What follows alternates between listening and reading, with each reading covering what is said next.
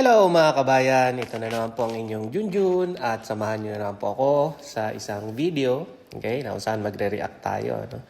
Comment. Napanood ko lang po itong video na to, no? Hindi ko alam kung gaano siya kabago.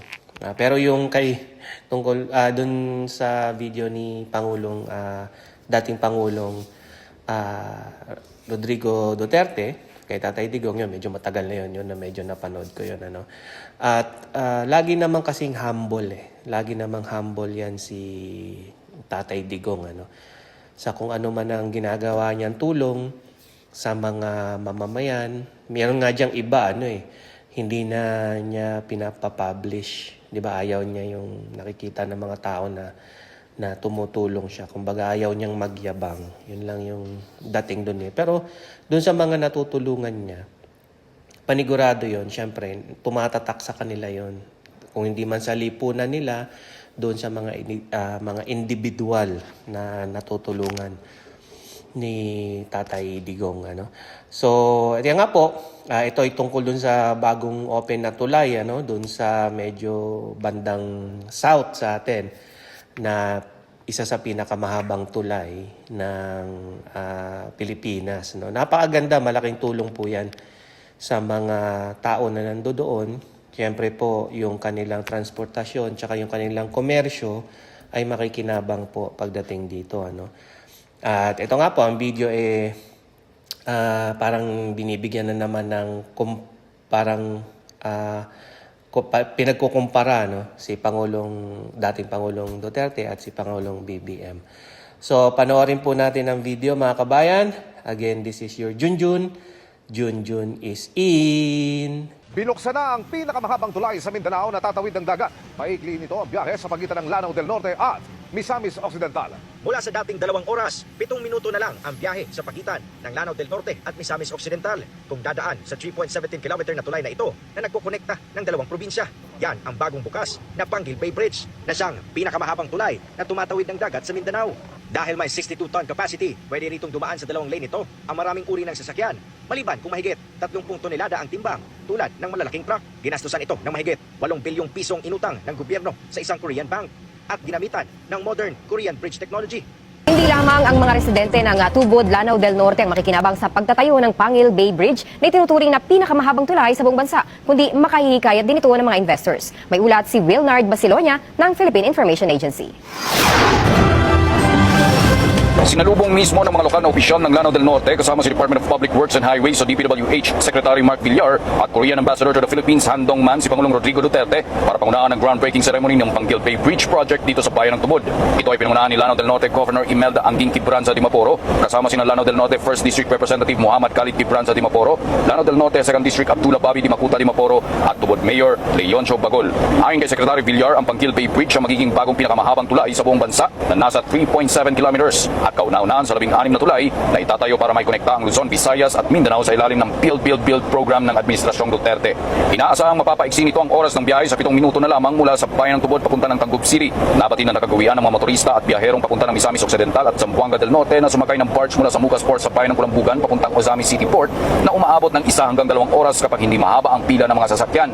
Ang Panguil Bay Bridge Project na inaasahang matatapos sa taong 2022 ay libreng madadaanan ng mga motorista at mananatiling bukas sa loob ng 24 oras. Una nang naiulat ng nasabing proyekto na nagkakahalaga ng 7.8 billion pesos ay pinondohan sa ilalim ng Korean Economic Development Cooperation Agreement. Kinuha rin ng DPWH bilang mga konsultant sa proyekto ang Yushin Engineering Corporation kasama ang Kyunhua Engineering Consultants at Kyungho Engineering and Architects sa pamamagitan ng bidding alinsunod na rin sa Philippine Government Procurement Program. Sa kanyang mensahe, inihayag ni Pangulong Duterte ang kanyang pasasalamat sa Korean government. Bridge. We are connecting the dreams and aspirations of the people of Lanao del Norte and of Misamis Occidental. Ilang araw na lang, ilang linggo na lang ay huling State of the Nation address nyo na po.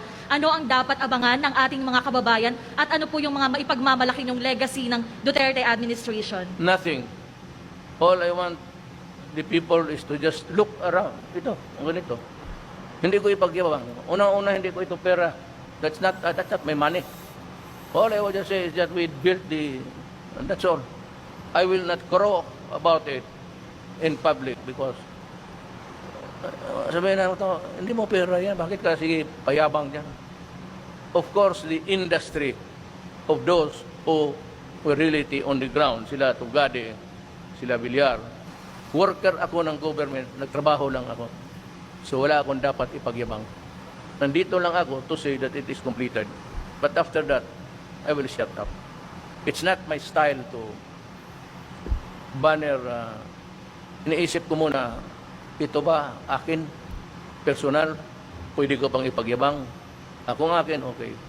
Pero kung mga ganito, ito ba'y pera ko? Ako ba'y nagpago dito? Ako ba yung nasa ground? That's sila. So sila ang dapat, the workers of government, especially those who are appointed and who have worked so well, yun ang dapat. The credit should go to them.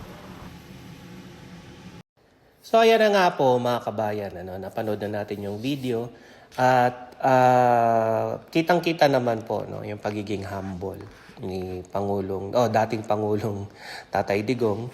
At yung iba kasi hindi ko naman sa sinasabi syempre inaugurasyon din naman yon. So parang na-take credit yata ni Pangulong Bongbong Marcos, but that is okay naman kasi syempre siya yung nagbukas.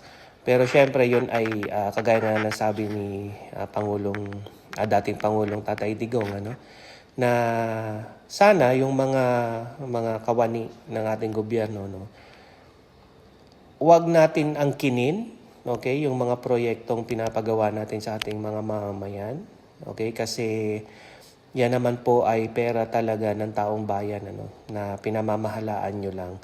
So mas maganda siguro pag may tulay, lagyan ng magandang karatula na this bridge has been built by the Filipino people for the Filipino people. Ganun na lang. Huwag nang lagyan ng mga kung ano ng mga mukha, pangalan ng politiko. Kasi yun naman talaga ang trabaho ng politiko. Magbigay serbisyo sa mga mamamayan. So wag nating, kumbaga sabi nga ni Tatay Digong, di ba? Hindi naman sa akin. Hindi ko naman pera yan, but kailangan kong ipagmayabang. Ipagsabi na ako ang may gawa niyan or dahil sa akin nagawa yan. Hindi naman. Kasi at the end of the day, taong bayan pa rin po ang nagmamay-ari ng mga bagay na yan. So yung mga namamahala sa gobyerno, kayo lang yung tagapangasiwa sa aming pera. Okay, so yan po. Sana po may natutunan ng ating mga nasa gobyerno sa ugali ni Tatay Digong. Again po, salamat. This is your Junjun.